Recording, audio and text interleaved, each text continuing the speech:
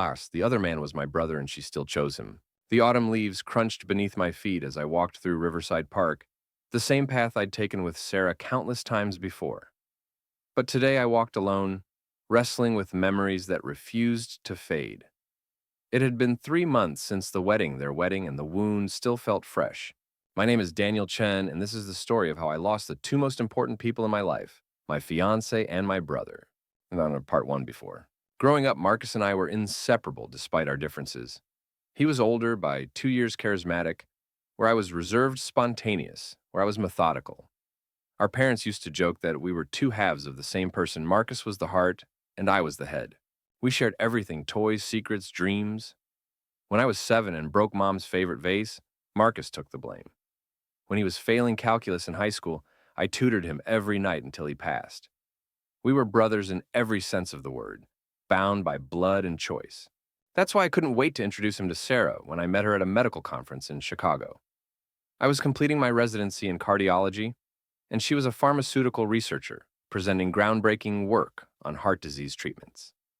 Her presentation was brilliant, but it was her laugh during the Q&A session that caught my attention: genuine, unguarded, infectious. You have to meet her, I told Marcus over the phone that night. She's incredible. Smart, funny, beautiful. She actually understood my jokes about cardiac arrhythmias. Marcus laughed.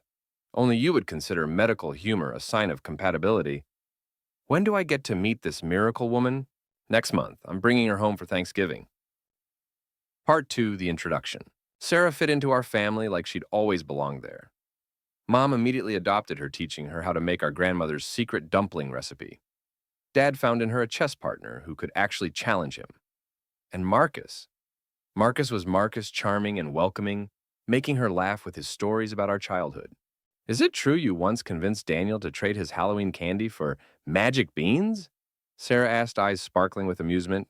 In my defense, Marcus said, grinning, they were limited edition jelly beans. And I did share them with him, eventually.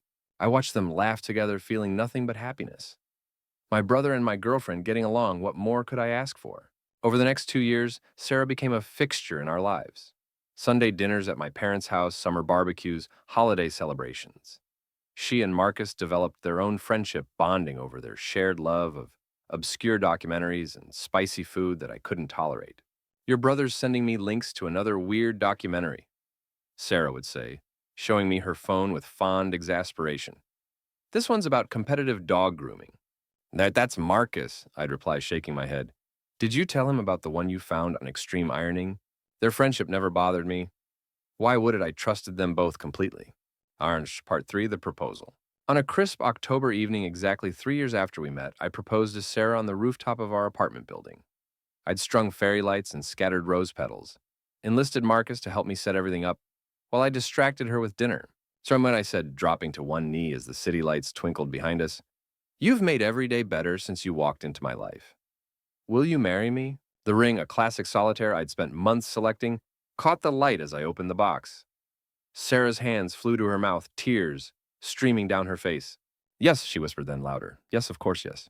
Marcus was the first person we called, and I could hear the genuine joy in his voice. About time, little brother, I was beginning to think you'd never work up the courage. We celebrated the next night. The four of us. Marcus had been dating a lawyer named Jessica for a few months. We toasted to love, to family, to futures intertwined. Sarah's ring sparkled as she gestured animatedly, describing her vision for the wedding. A small and intimate, she said. Just family and close friends. Maybe that vineyard upstate. Whatever you want, I said, kissing her temple. As long as Marcus is my best man. Wouldn't have it any other way, Marcus said, raising his glass. Thus, Part 4, the cracks. The first sign something was wrong came 6 months before the wedding. Sarah had been distant, distracted. I attributed it to wedding stress and her demanding research project. Everything okay? I asked one evening, finding her staring out the window, wine glass in hand. Just thinking, she said, forcing a smile. The clinical trials are in a crucial phase. I wrapped my arms around her from behind. You know you can talk to me about anything, right? I know, she said, leaning into me. But her eyes remained fixed on something beyond the window, something I couldn't see. Marcus, too, seemed different. He'd ended things with Jessica rather abruptly and threw himself into work. When I asked about it, he brushed me off. Just wasn't right, he said.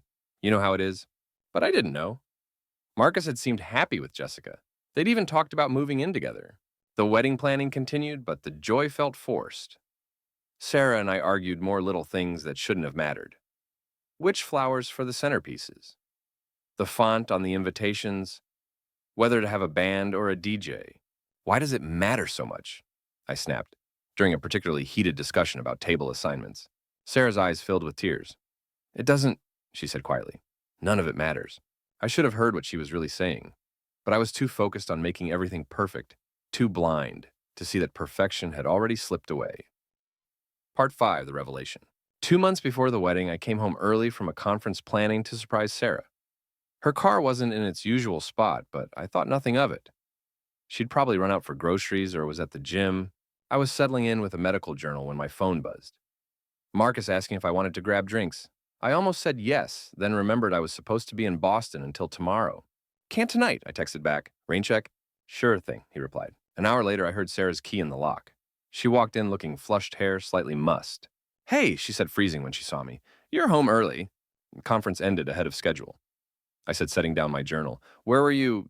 Yoga, she said, not meeting my eyes. Then grabbed coffee with Emma.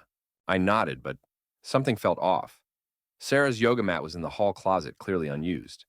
And Emma was in London for 2 weeks. She'd posted pictures just that morning. Actually, Sarah said suddenly, I need to tell you something. My heart rate spiked a cardiologist aware of his own physiological response to stress. What is it? She sat down across from me, hands twisting in her lap. I've been having doubts about the wedding, about us. The words hit me like a physical blow. Doubts, Sarah, we've been together 4 years. We're getting married in 2 months.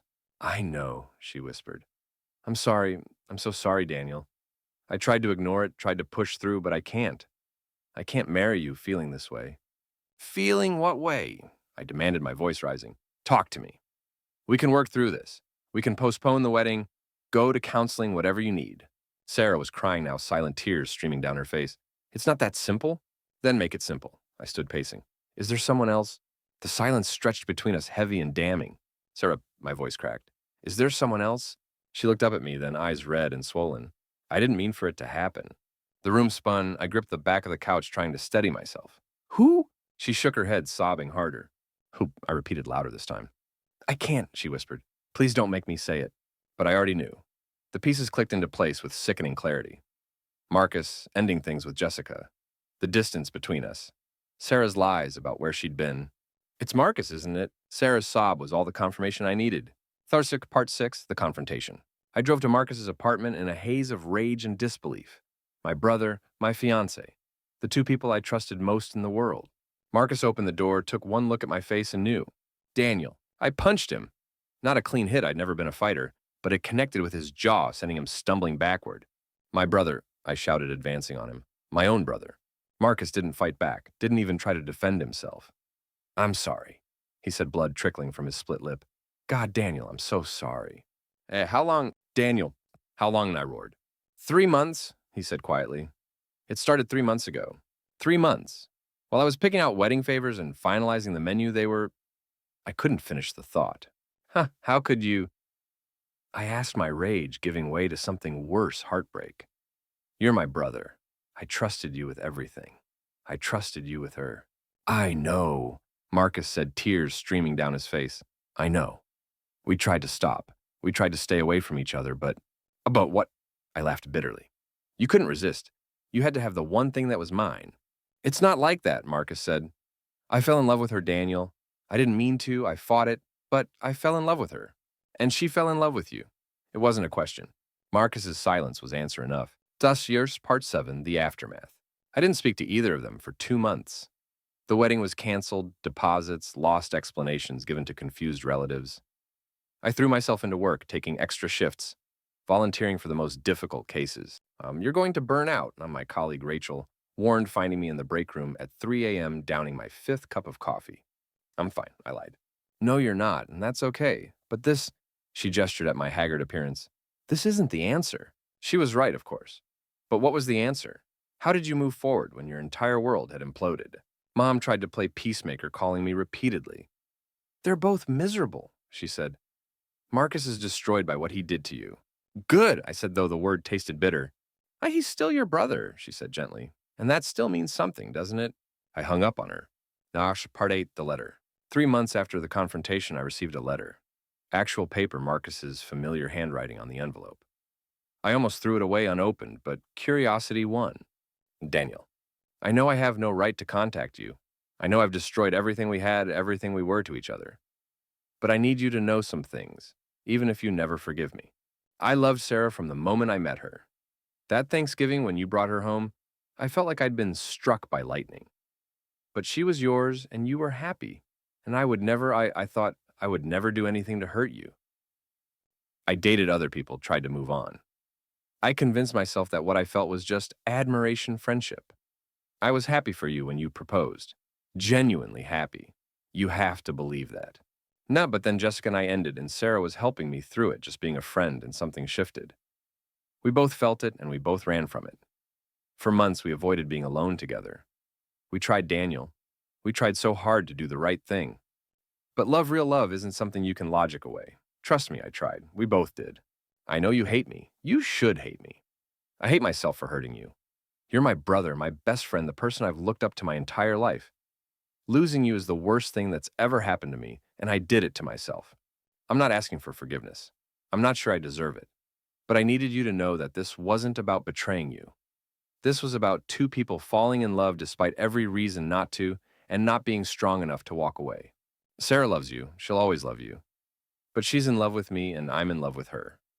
And we're going to try to build something together, even though it will always be shadowed by how it began. I miss you every day. I'll miss you for the rest of my life. Your brother, if I can still call myself that. Marcus. I read the letter 3 times, then crumpled it up and threw it across the room. Then I retrieved it, smoothed it out, and read it again. Saw Collier, Part 9, the wedding. A year later, I heard through Mom that they were getting married. A small ceremony, family only. Mom begged me to come. He's your brother, she said. You only get one. He made his choice, I replied. And you're making yours, she said sadly. But Daniel, holding on to this anger, it's poisoning you. I can see it. Everyone can see it. She was right. The anger had become a constant companion, eating away at me from the inside. I'd lost weight, lost interest in things I used to enjoy. Even my work suffered. I can't watch them get married, I said. I can't stand there and pretend to be happy for them. I'm not asking you to pretend, Mom said. I'm asking you to consider that maybe there's a path forward that doesn't involve losing your brother forever. I didn't go to the wedding, but I didn't work that day either. Instead, I sat in my apartment looking at old photos. Marcus and me as kids, covered in mud after a day at the park. High school graduation arms slung around each other's shoulders. My medical school graduation, Marcus cheering louder than anyone. And pictures of Sarah. Her smile, her laugh, the way she looked at me when she thought I wasn't watching. Except now I wondered, had she ever looked at me the way she looked at him? Part 10, the reconciliation. 2 years passed. I dated sporadically, but nothing stuck. How could it I compared everyone to Sarah, found them all lacking? Or maybe I was the one lacking, too broken to let anyone else in. I heard updates through the family grapevine. They'd bought a house. Sarah's research had led to a breakthrough treatment. Marcus had been promoted. They seemed happy. Then one day I literally ran into them at a farmer's market. I turned a corner, arms full of produce, and there they were. Sarah's pregnant belly was the first thing I noticed. We all froze, a tableau of awkwardness and old pain. Daniel, Sarah breathed. I couldn't speak, couldn't move. The tomatoes in my bag felt impossibly heavy. We can go, Marcus said quickly. We'll just... No, I heard myself say. It's fine, I'm fine. Sarah's hand rested on her belly, protective and maternal. How are you? She asked softly. Good, I lied. Then more honestly, getting there. Mom said you're heading the cardiac unit now, Marcus offered. That's amazing, Dan. You always wanted that. The old nickname hit me like a physical blow. No one called me Dan anymore. Yeah, well, I shrugged. Turns out I had a lot of free time to focus on work. The words came out sharper than intended. Sarah flinched. Marcus looked away. I'm sorry, I said. I'm sorry. And we're the ones who are sorry, Sarah said, tears threatening. Daniel, we're so... Don't, I said but gently. Just don't. Okay. We stood there, the 3 of us surrounded by the bustle of the market, but isolated in our shared history. Oh, boy or girl? I asked, finally nodding at her belly. Girl! Marcus said, a small smile breaking through. Due in 2 months. That's great. Congratulations. I meant it, I realized with surprise. Somewhere beneath the layers of hurt and anger, I meant it. We should go, I said. But maybe we could talk sometime, when I'm ready. I'm not saying I forgive you. I'm not saying we can go back to what we were. But maybe we can find something new. Hope bloomed on both their faces. "Whenever you're ready," Marcus said, "we'll be here." I nodded and walked away, my chest tight with emotions I couldn't name. Thaj, Part 11, The Process. Healing isn't linear. There were days when the anger returned full force, when I wanted to hate them forever. There were nights when I dreamed of a different timeline, one where Sarah chose me, where Marcus was still my best friend, where betrayal was just a word in the dictionary. I started therapy finally admitting I needed help processing the grief. Because that's what it was, grief for the relationship I'd lost, for the future I'd imagined, for the brother I'd trusted implicitly. Forgiveness isn't about them, my therapist said. It's about you. It's about releasing the poison you're carrying. What if I can't? I asked. Then you'll carry it forever, she said simply. But I don't think that's who you are. Slowly, painfully, I began to work through it. I wrote letters I never sent, had imaginary conversations in the shower, gradually loosened my white-knuckle grip on the anger that had defined me for so long. 6 months after the farmer's market encounter, I reached out. A simple text to Marcus, coffee. We met at a neutral location, a cafe neither of us had been to before. No memories to navigate, no ghosts to dodge. "Thank you for this," Marcus said, looking older than I remembered, stress lines carved deep. "I'm not promising anything," I warned. I miss my brother." Marcus's eyes filled. "I miss you too, every day." We talked for 2 hours. Not about Sarah, not about the betrayal, but about everything else. His work, mine, our parents, the daughter he and Sarah had named Lily. "She has mom's eyes," he said, showing me a photo on his phone. I looked at the baby's face, searching for resentment, finding only a tiny human who bore no responsibility for the circumstances of her existence. "She's beautiful," I said, meaning it. The worship, Part 12, moving forward. It took another year before I could be in the same room with both of them comfortably. We started with family dinners. Mom playing buffer conversation carefully steered to safe topics. Gradually, the awkwardness faded, replaced by something new.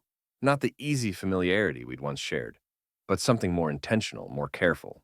I watched them together, really watched them, and slowly began to understand what Marcus had tried to tell me in his letter. They fit together in a way Sarah and I never had. Where I had tried to plan and control Marcus, met her spontaneity with his own. Where I had offered stability, Marcus offered adventure. They laughed at the same obscure references, finished each other's sentences, moved in unconscious synchrony. It hurt to see it, but it also strangely helped. "You're happy," I said to Sarah one evening as she helped Mom clear the dinner table. She paused, studying my face. "Yes," she said simply. "Are you?" "Though getting there," I said, and this time it was true. I'd started dating Rachel, my colleague, who'd warned me about burning out. She knew my history, knew the baggage I carried, and chose to be with me anyway. "I'm not comparing you to her," I told Rachel early on. "I need you to know that." "I know," she said. "But even if you were, that's okay. She was a big part of your life. That doesn't just disappear." Her understanding, her patience, helped me heal in ways I hadn't expected. The Maestros epilogue 5 years later. I stood as Marcus's best man when he and Sarah renewed their vows for their 5th anniversary. It was what he'd asked for. Instead of a birthday present, his brother back beside him. "Are you sure?" I'd asked when he proposed the idea. "Only if you're comfortable," he'd said quickly. I know it's a lot to ask. It was, but I said yes anyway. Standing there, watching them exchange vows again, this time with their daughter Lily as flower girl, and their infant son James in Sarah's arms, I felt peaceful. The wound had scarred over, would always be sensitive to the touch, but it no longer defined me. In my toast, I spoke about forgiveness, about the complex nature of love, about families that break and reshape themselves into new configurations. The philosopher Rumi wrote, "The wound is the place where the light enters you," I said, raising my glass.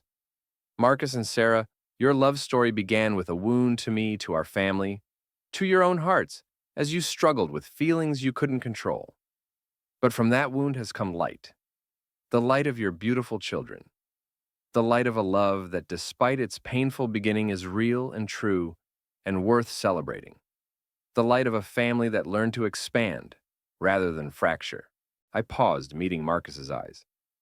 To my brother and my sister-in-law, may your love continue to grow, may your family thrive, and may we all remember that sometimes the most painful chapters lead to the most beautiful endings. The room erupted in applause. Sarah was crying. Marcus pulled me into a hug that lasted long enough to say everything words couldn't. Later, as the reception wound down, I found myself on the balcony, with both of them watching the sunset paint the sky in shades of forgiveness. "Thank you," Sarah said softly, "for this, for everything." for finding a way to let us back in. We're family, I said simply. It just took me a while to remember that family is more than blood or betrayal or broken promises. Family is choosing to love each other even when it's hard, especially when it's hard. Marcus gripped my shoulder, and for a moment we were just two brothers again, standing together as night fell. Inside, Rachel was dancing with Lily, both of them laughing. My girlfriend and my niece. My present and my future made possible only by accepting my past. The other man was my brother. She still chose him. And somehow eventually that became okay. Not perfect, not painless, but okay. And sometimes okay is enough to build a life on. As I rejoined the celebration, I realized that the autumn leaves I'd walked through at the beginning of this story had given way to new growth. Seasons change, hearts heal, families find new shapes, and love complicated, messy, painful love finds a way to endure.